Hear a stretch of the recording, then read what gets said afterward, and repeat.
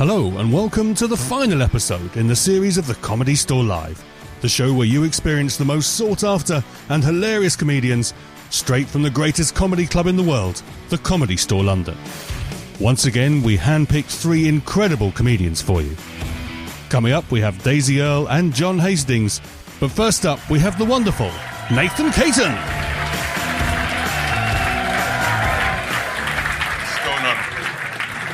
What's going on?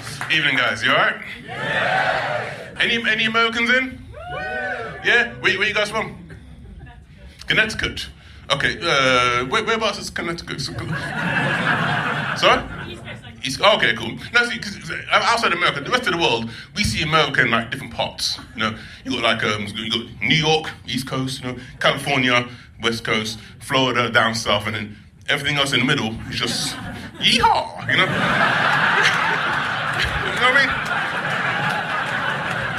It's like, howdy. This is my sister / wife. It's my brother / son. Give me 6. Right? So, no offense.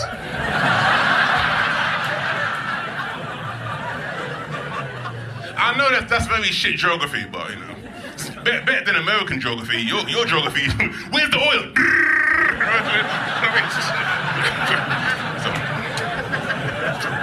Anyway. Yeah, you guys, the rest of the world, we do look at you guys like, man, just fucking change the gun laws. You know what I mean? Like, how many incidents have to happen before you go, you know what, guys? I think it's the guns. You know what I mean? But if I get into a car accident Monday, Tuesday, and Wednesday, on Thursday, I get the fucking bus. You know what I mean? It's a common denominator. I was going to tell you a bit about myself. I got married about 18 months ago, right? Oh, no. Thanks, but you don't know what I'm going to say. Right? We're divorced now. Fuck that bitch. No, man. Don't tell her I said that shit. I love her. No, my life is cool. It's cool. Right? The one thing though that pisses me off is our family and friends. Right? They keep on asking us the same fucking questions over and over again. Right? One question, the obvious one is, so when are you gonna have kids? Anytime soon? I hope so. I want little nieces and nephews. Because apparently it's socially acceptable to ask a newlywed couple that, because that's like the next progressive step in life, right? But what I don't get is, why is that acceptable? Because you can't do that for other parts of life, you know? Like when someone retires. No? Like no one goes up to them, so, when are you gonna fucking die, huh? Anytime soon? I hope so. I want the house. No, right? And then the other question we get asked a lot is, how do you feel? Now that you're married, how do you feel? Do you feel any different? How do you feel? And what I've noticed is that my wife and I have very different answers. My wife's all sentimental, you know, it's like, I feel like we're closer together. Like we've got an even deeper connection. I feel like I'm falling in love all over again. Blah, blah, blah. People ask me, how do you feel? Fucking broke, bruv. Broke. Never felt so ripped off, so bent over and fucked so hard in my life. That's how I feel. I had 200 people at my fucking wedding, right? Yeah, I know. Fuck my life. The reason why is because, well, okay, so I come from quite a large Caribbean family, right? Which, when I got engaged, coincidentally, fucking quadrupled in size. Because black people are fucking freeloading fuckers when it comes to weddings. Honestly, I'm not, like, seriously, black people are the only people I know who, when they go to weddings, they don't bring a gift, they bring Tupperware. Freeloading pricks, mate. Honestly, so when I got engaged, there were black people coming out of the woodwork like the fucking Michael Jackson Thriller video, right? You know what I mean? People who I never met before claiming to be my cousin. It was like that TV show, Who Do You Think You Are? Except in my case, it would have been called, Who the fuck are you? And then there were like people I hadn't spoken to in years who like all of a sudden remembered my number and shit. You know? I've got an uncle in the Caribbean, right? I hadn't spoken to the guy in like about a decade. And he called me up, he said, hey, Nathan, how's it going, nephew? I was like, oh shit, uncle, man, long time, you good? He's like, yeah, heard you getting married. Boy, I would love to be there. But you fucking would, dickhead. I was like, fine, I'll send you an invite, okay? And if you make it, you make it. Then he goes, why wouldn't I make it? Won't you be paying for my flight? Won't you be fucking off? Right? I got a wedding to pay for, dickhead. Right? How about I buy you some armbands and pray for you? Right? Hope you got your Duke of Edinburgh award or some shit. Yeah, so that was my family, right? And then my wife, right? Now, my wife is Indian, okay? Which is no big deal. I'm not saying that to tick a box or get a grunt, right? You know what I mean? This gig is sponsored by Channel 4. No, just my life. Right? Yeah, my wife is Indian. So, in case you're wondering, the answer is no, her dad doesn't know yet. Now, joke, obviously. People still ask me that, man. Today's day and age, people still like, oh, so you're black and your wife's Indian. And their parents, they know, yeah? They're cool. Like, mate, what year do you think it is? And also, I've been with my wife for like a decade. Do you think in that whole time, her family are sitting at home going, who's that black guy keeps coming over to the house? Yeah. On my wedding day, there he is again. Why is he at the front? Yes, they know, man. We had 200 people, man. It's fucking expensive, right? And the reason why it was expensive is because our wedding there was the whole day, right? Usually, Asian weddings are over multiple days, but I told my wife, I said, listen, babes, I love you, but I'm not coming back. I'm not returning again and again and again, right? It's not my fucking GCSEs, okay? It's my wedding, one day, knock out the park, right? So you crammed everything into one day. We had a Hindu ceremony, break, and then civil service, Christian blessing, break, and then reception, right? So we had to provide breakfast, lunch, and dinner for all 200 people.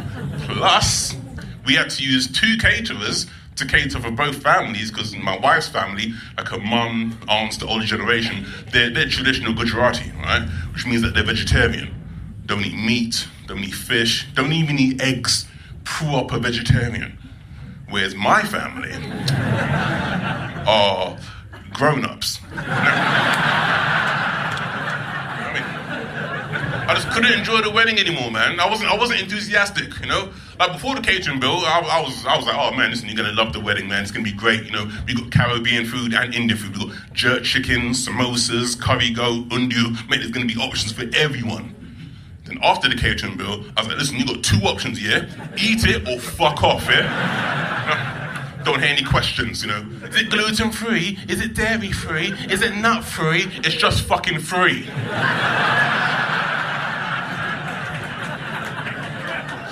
Put it in your face and shut the fuck up.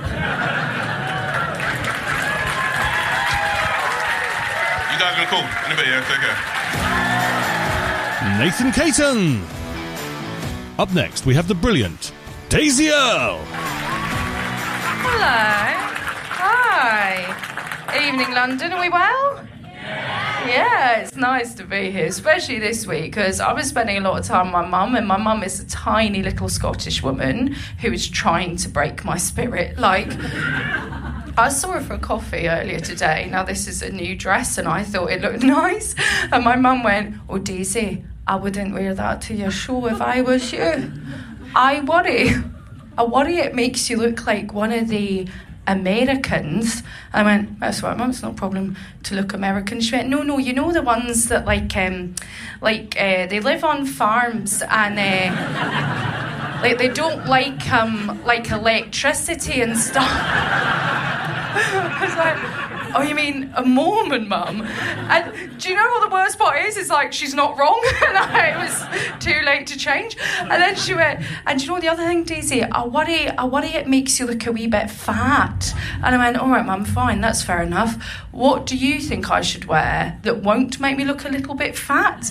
This is when it got so awkward, because she just stares at me and she goes,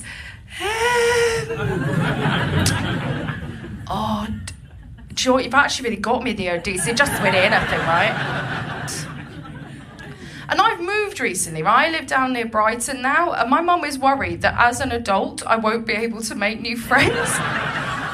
I think friendships could be tricky though, like especially female friendships, because some women could be kind of passive aggressive. Like I have a friend from back home, and I say friend, she's more like a frenemy, you know, like a friend enemy. And even that, gun to my head, it is too nice. She's like kind of a frasshole, like a friend arsehole.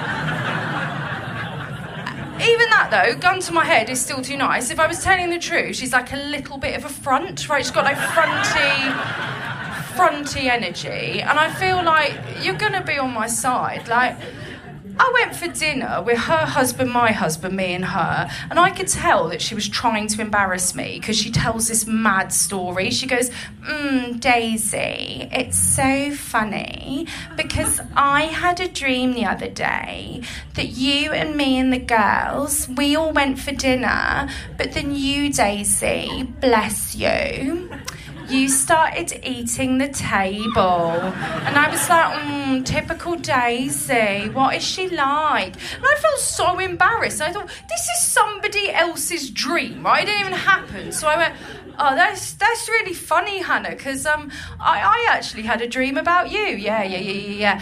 I dreamt that you had sex with a waiter on the back of a pedalo. Now, she looked all embarrassed, because to be fair, mine was like half dream, half memory. And,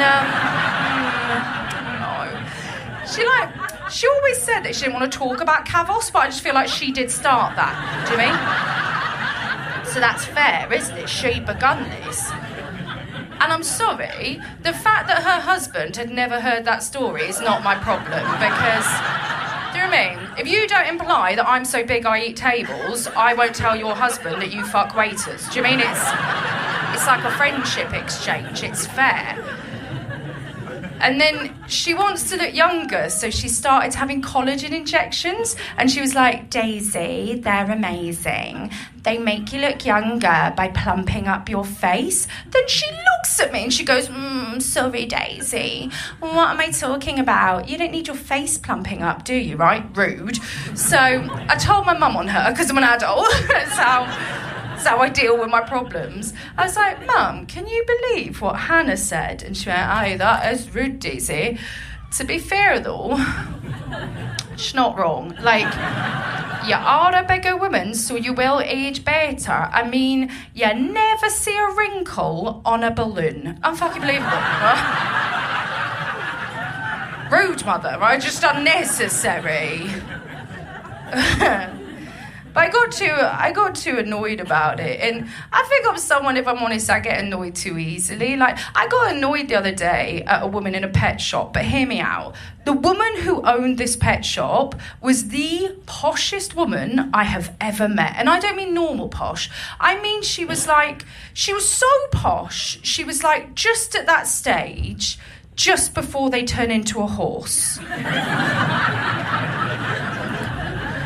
Did you not know about this? Oh, fun fact, it's just science, yes. So basically, that is how we get horses. Like, it's true, incredibly posh people will eventually cross over. It's why they all like the Grand National so much. They're just going to see, like, all their old friends. And, it's true. And she was right at the turning point. She was like so close, just going, like, full horse. And... we have a rescue dog called Lacey, and I wanted to get a name tag for my dog. So I go in and I say the name is Lacey, and she goes, right, okay. And is that your name, as in your family name?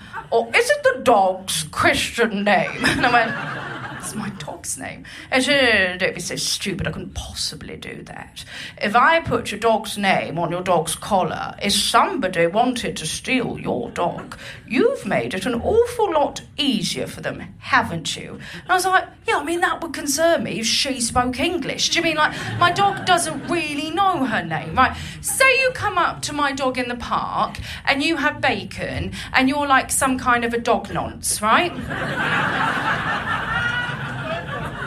if you have bacon, my dog will go with that bacon. I explained that at length to this woman who asked me to leave because she said it was inappropriate to use the term dog nonce. And I just thought, who's it offending? Like dogs or nonsense? Sorry, I made myself laugh because I feel like I lost 50% of you on dog nonce. I want you to know, London, I regret nothing. I think it's funny, like dog paedophile. No, right, it's fine, moving on. No, bored. But I get annoyed too easily. Like, I used to live with my granddad. I lived with my granddad for years, and he got loads of telesales calls, and they really annoyed him, so they really annoyed me. But I developed the perfect way of dealing with them. Now, this will get weird in a room like this, but I swear, if you can do it, you'll try it at home. See, if a telesales person rings me up, I like to answer with the voice of a small child, just to unnerve them. So, this will be my side of the conversation. Hello. I'm really sorry, but my mum and my dad are not here at the moment. But I am here, and I am in my cage.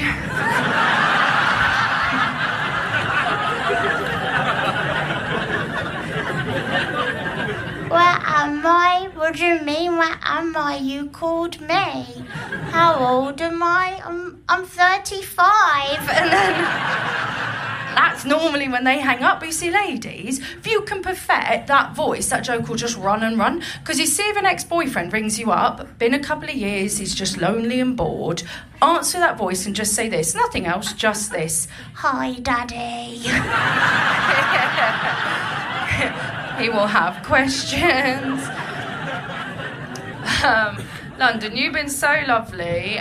My name's been Daisy Earl, E-A-R-L. If you want to follow me online, it's at Daisy Earl Comedy. I hope you have a really nice night. Thank you so much. Bye. Daisy Earl, everyone.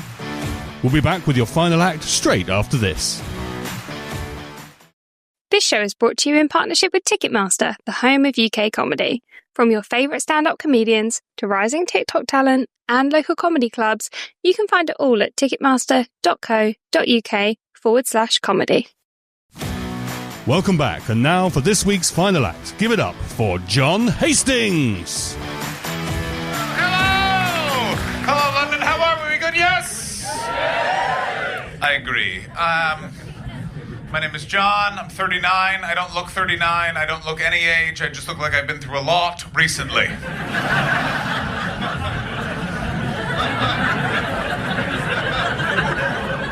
I'm going to be wearing a baseball cap the whole time. I know some of you consider it rude to wear a hat inside, but look, if I'm not wearing a hat inside, I stop looking like a comedian and start looking like a police officer that's been involved in a lot of questionable shootings.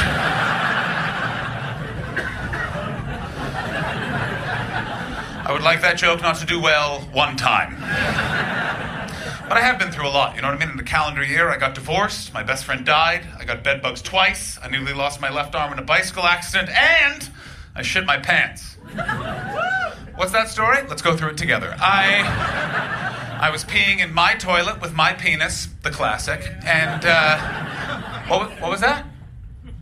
Yeah, shut the fuck up. Now, where was I? Yes, I was peeing in my toilet with my penis, a wonderful time. And I realized, I was late to meet my brother for lunch. Now, miss, I don't know if you know this about the penis, but there is a mechanism internally where you can push, and that will force the urine out of your body faster. And in this moment, that's what I did. And let me tell you, I'll never do it again.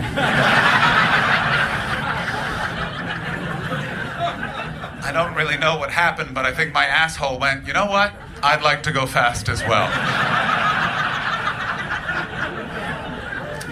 So I ended up shitting myself while looking at my own toilet. Which, let me tell you for free, friends, doesn't make you feel like you've won. I learned in that moment that shitting yourself while looking at your own toilet is the closest failure gets to success. So I quickly bagged everything made of cloth in that room, even the towels. They had nothing to do with the incident, but they'd seen too much. And I threw the clothes I was wearing, all of that, in the bin. Friends of mine have later said, "What? You threw the clothes you were wearing out? You know you could have just washed those and worn them again," which is a very long way of saying, I've shit myself as well. And it was in these clothes. Now, I don't want you to think I'm some germaphobe, you know what I mean? I just live my life via a specific set of rules, and the number one thing on that list is that if something is covered in human shit, that's garbage now. It doesn't go for other bodily fluids, you know what I mean? If you're able to piss on something, that's yours now. This is how I came to own Trafalgar Square. And a woman named Heidi came to own me.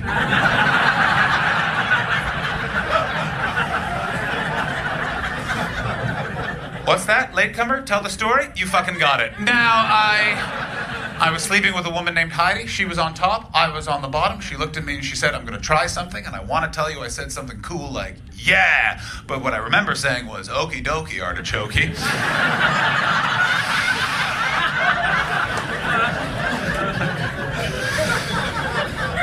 Maybe that had something to do with what happened next, which was she then hovered over me with this confidence on her face, and then that confidence completely evaporated, and then she just peed all over me, and then lay next to me and said, "No, that's not what I was trying to do." Hell of a way to lose your virginity. Now, so I'm running to the cafe. I'm running, and I'm thinking, and all I am thinking is, just don't tell your brother you shit your pants. Have you ever shit yourself, brother?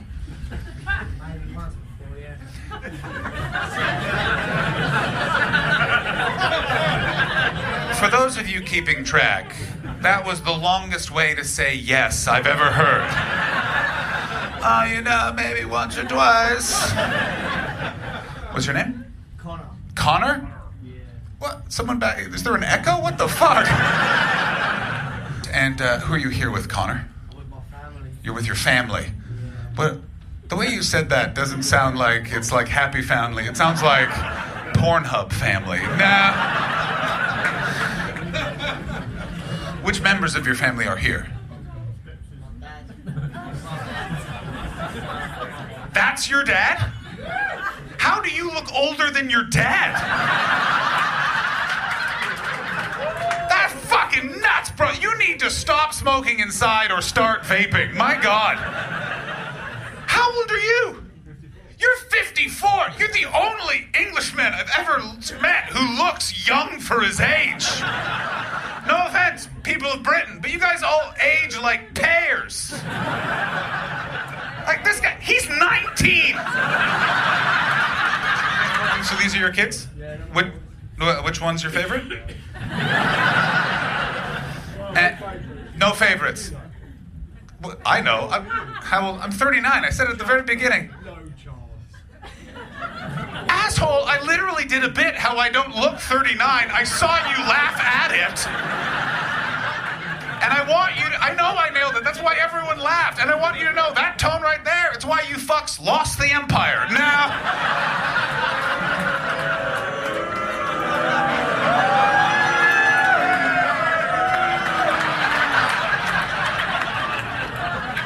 your hate fuels me, fuckos. I was here for Brexit and I'm back for revenge. How's that all going? Not well? Could have told ya! Oh, we're gonna trust the Tories. When's that ever fucking worked out? Oh no, we've got Labour. How's that fucking going? Where the fuck did you find Keir Starmer at the Squarehead store? I've never seen someone take bribes more like a pussy. Be a real politician and take cash. I want to see Arsenal. Fuck you. Now, brother in front of the cafe. Now, in that moment, I did not want to tell him I shit myself, and there was no way I was going to get caught. I was the only one there. So I walk up to him, and he's looking at me. I'm looking at him, and he just went, "How are you?" And I went, "I'm fine. I just shit myself. How are you?" I'm 39, he's 21, and that's how he became the older brother. People always ask, by the way, "Oh, John, how did you get a 21-year-old brother at 39? And I go, "It's a very simple story. I turned 18, and my dad looked at that situation and thought, let's try this again." No, my brother is the favorite. His name is Cullen, which is Gaelic for gift from God. And my name is John, which is Canadian for toilet. And everywhere else for guy who pays for sex. Now, I've never paid for sex, but evidently as a baby I was giving off that vibe. I'm a divorced man, something I don't need to tell people, because whenever I say I'm divorced, the energy changes to exactly what it's in here in the room right now. As you're all sat there going, yeah, we know, John, you look very divorced. And the moment I realized my marriage was ending, I was stood on Wilshire Boulevard in Los Angeles. I was blocking traffic with my body as I was realizing the marriage I thought was going to last the rest of my life wasn't going to, that it was going to be over as soon as I got back to the flat and finished that argument. And the car at the very front of this line of traffic that I had created by just standing there and contemplating jazz, the front car gave me the tiniest honk of his horn. Now, I was not ready to be any more wrong than I already was. So I launched with vitriol at this car. I said, fuck, and cunt, and tappy, wah, wah, yeah. I made up some words. And then I finished it by slamming my hand on the hood and giving the driver the middle finger. And when I did that, I realized, oh, that's not any car. That's an LAPD cop cruiser. Suddenly, the car door swung open. I saw the cop shoes on the pavement. He rose above the door frame, and I knew I had a second to explain this or I was in trouble. So I just went, officer, I am so sorry. Are you married, sir? And he just went, I am. I understand. Goodbye. And then he got in his car, drove away. Ladies and gentlemen, my name is John Hastings, at the John Hastings on Instagram. I love you, bye! And that's all from the Comedy Store this series. Thank you to all the acts in this week's episode. We've had Nathan Caton, Daisy Earl and John Hastings. We'll be back in the new year with more brilliant comedians for you. For now, thanks to all who have appeared in Series 1. This show may be taking a break until next year, but our live shows never stop. If you'd like to join us at the iconic Comedy Store in London's West End or at one of our on-the-road shows throughout the UK and Europe, head to ticketmaster.co.uk and search Comedy Store. Thanks for joining us. Remember to subscribe, comment, tell your friends, and we'll see you in Series 2.